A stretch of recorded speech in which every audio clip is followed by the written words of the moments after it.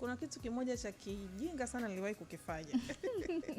You know, love can make you do something like later on you realize like, hey girl, are you stupid or not? What the hell, you know? So I remember that time, mimi na kitu kimoja ambacho when I love somebody, yani naingia na ukoo wangu wote. Okay. Like I love you. And nikisha kupenda, kinachotokea pale ni kwamba naamini kwamba you are my forever. Kwa hiyo yote anayekuja, yani napambana naye kwa hali na mali, ili mradi tu asiweze kuvuruga kile kilichokuwepo. That's who I was before, to be honest. Like, nilikuwa naamini kwamba nina uwezo kumbadilisha mwanaume tabia. Nilikuwa naamini kwamba mwanaume anaweza kutulia na mimi peke yangu. Nilikuwa naamini kabisa kwamba ni mwanaume wangu hawezi kunicheat. Na nilikuwa naamini kabisa 100% kwamba huyu mwanaume nitazikwa naye. Okay. But matukio yalinifanya nikakomaa kiakili. Maana wanasema there's a first love, alafu kuna a lesson love, alafu kuna forever love. Yeah. So this one was a lesson love. And like you have to learn something, girl, you have to learn. So nakumbuka alikuwa amelala. Nikachukua simu yake. Sasa alikuwa anaweka password ngumu sijawahi kuona. Ili isiweze kupekuliwa. Sasa what I did ni kwamba nikatafuta weakness yake. Weakness yake alikuwa anapenda sana kula. Yani ni mtu ambaye kuhusu chakula yuko vizuri. Yani anaweza kaweka simu pembeni ili mradi yale. Au anaweza akawa yuko na simu lakini asiitilie maanani sana. So nikasema huyu leo ngoja nimpikie his favorite food. Akala. Wakati anakula sasa alikuwa anachezea simu. Sasa akafungua password.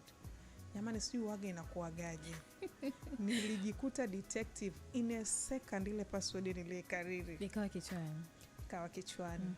Nikasema huyu the way ameshiba leo, akilala namjua hawezi kushtuka. Basi nikazugazuga nikajifanya mimi ndo nimelala wa kwanza. Yakalala. Nikachukua simu. Naingia kwenye message. Nikakutana na message hizo. You know, baby, yesterday night was so amazing. Mama yangu. Until now, I'm thinking about you. I wish you could be here beside me. The dedication song, I love it, you know. Mimi tena. Kumbe jana alivoniaga anaenda kunyoa.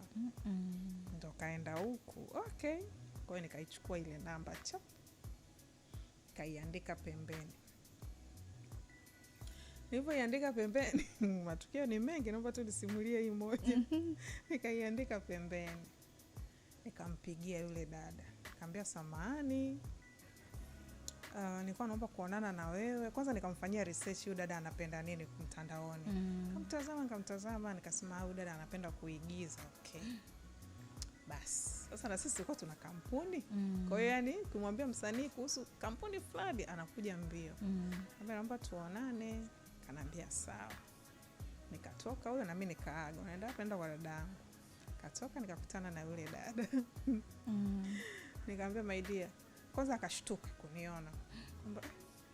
Mbona kumbe ni wewe? Nikamwambia yani mimi kumbe unanijua? Nakufahamu. Ila mimi naomba tu nikwambie ukweli.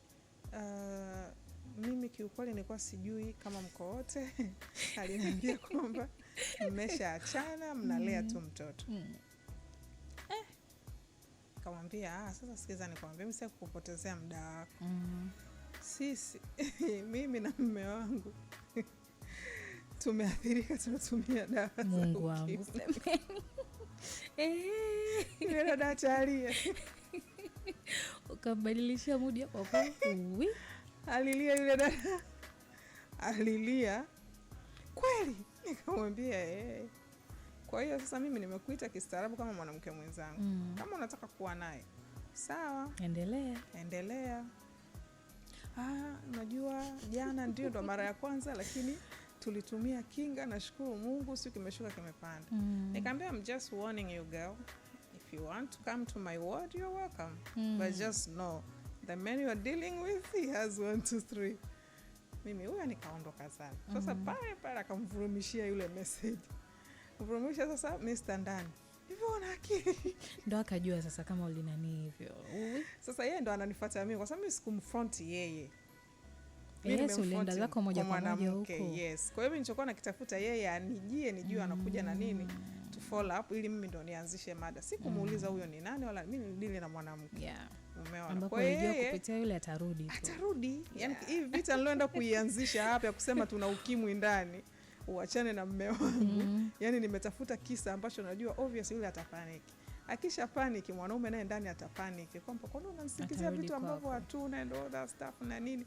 Nikamwambia yeye ndo ukome, ndo uache. So ile dada nakumbuka huko alipo alisema wale hapana. So nilishawahi kufanya kitu cha kijinga ambacho ndo hicho. Kiasi kwamba yani najaribu tu kuprotect my marriage, my relationship kwa kwenda mpaka kuvuka mipaka. Unajua unamwambia mwanamke mwingine kwamba mimi na mume wangu tuna virusi vya ukimwi, ili mradi tu ulinde ndoa yako ikiwa sio kweli. It's not easy. Lakini nilikuja kurealize kwamba the more effort I'm putting haiwezi kuwa enough as long as yeye mwenyewe amue kubadilika. Yes. Kwa hiyo nikaamua nikaachana na habari za kwanza tena kuwatafuta wanawake sio niongee nao and all that stuff. It was a waste of time na haisaidii hata kidogo kwa mwanamke yote, namwambia leo.